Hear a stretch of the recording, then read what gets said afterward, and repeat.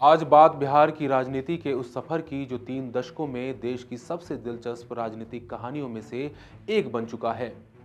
कहानी है बिहार बीजेपी की, एक ऐसी पार्टी की जो 1990 के दशक में बिहार की राजनीति में लगभग हाशिए पर थी और आज सत्ता के केंद्र में सबसे प्रभावशाली ताकत के तौर पर देखी जाती है। तो कैसे बीजेपी बिहार में शून्य से शिखर तक पहुंची, आइए इस 30 साल के सफर को समझते हैं। नमस्कार, मैं हूं आदित्य इंडिया.com में आपका स्वागत है। सबसे पहले चलते हैं 1990 के दशक में। उस दौर में बिहार की सियासत पूरी तरह से मंडल राजनीति से संचालित थी। लालू यादव की राजनीति अपने चरम पर थी और बीजेपी उस वक्त एक सीमित प्रभाव वाली पार्टी मानी जाती थी। कुछ शहरी सीटें और सीमित सामाजिक आधार, यही उसकी पहचान थी। ये पहचान भी उसे राम मंदिर आंदोलन से हासिल हुई थी। इसी दौर में बीजेपी ने अपनी पहली रणनीति बनाई, संगठन को बूथ स्तर तक मजबूत किया, कैडर आधारित राजनीति की, लगातार छोटे छोटे कार्यक्रम करवाए और सामाजिक मुद्दों पर सक्रिय उपस्थिति दर्ज कराई। ये वो नींव थी जिसके बाद बीजेपी के प्रोग्रेस में एक बड़ा असर देखा गया। फिर आया 1996 से 2005 का दौर। यहीं से बीजेपी का बिहार में असली खेल शुरू होता है। एनडीए की राजनीति ने नया सामाजिक गठजोड़ तैयार किया।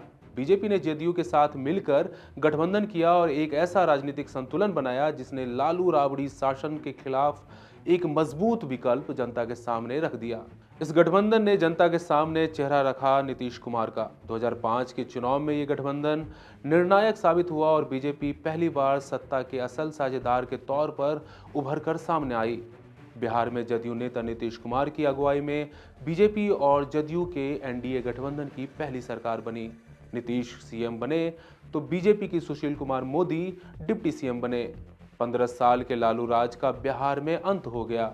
राजद और कांग्रेस गठबंधन की हार हुई। उसके बाद आता है साल 2010 का समय। ये साल बीजेपी के लिए टर्निंग पॉइंट था।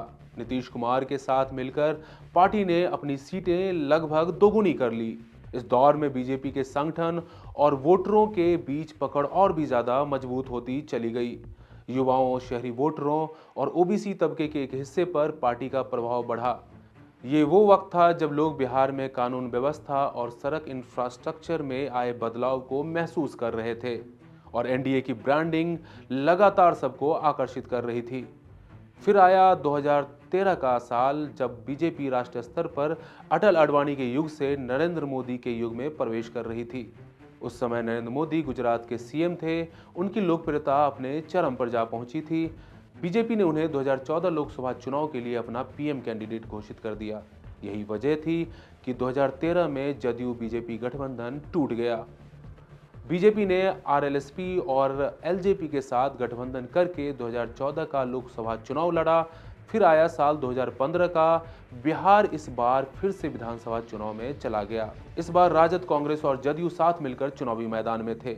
वहीं बीजेपी मैदान में आरएलएसपी, एलजेपी और हम के साथ उतरी हुई थी। ये चुनाव बीजेपी के लिए झटका था, लेकिन यही झटका पार्टी को और मजबूत कर गया। 2014 और 19 के लोकसभा चुनाव में शानदार प्रदर्शन ने बिहार में बीजेपी की जमीनी स्थिति को और भी ज्यादा मजबूत कर दिया। 2019 के लोकसभा चुनाव से पहले जदयू एक बार फिर से एनडीए में शामिल हुई और बीजेपी को इससे 2019 के लोकसभा चुनाव में बड़ी सफलता हाथ लगी। फिर 2020 के विधानसभा चुनाव में बीजेपी को पहली बार जदयू से भी ज्यादा सीटें मिली। बीजेपी की ओर से रेणु देवी और तारकेश्वर प्रसाद को उप मुख्यमंत्री भी बनाया गया। वे नवंबर 2020 से अगस्त 2022 तक इस पद पर रहे। इसके बाद एक बार फिर से जदयू ने राजद का दामन थाम लिया, लेकिन 2024 के लोकसभा चुनाव से पहले फिर से नीतीश बीजेपी के साथ हो लिए। अब बीजेपी की ओर से सम्राट चौधरी और विजय सिन्हा को डिप्टी सीएम बनाया गया। फिर आया समय 2025 के विधानसभा चुनाव का।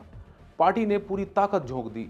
यही वजह है कि आज वो बिहार की सबसे बड़ी पार्टी बनकर उभरी है। राष्ट्रीय नेतृत्व, मोदी फैक्टर और लगातार अभियान, इन सब ने मिलकर पार्टी को एक व्यापक सामाजिक आधार दे दिया। ये वो समय है जब बीजेपी बिहार की राजनीति में सबसे प्रभावशाली ताकत के तौर पर स्थापित हो चुकी है।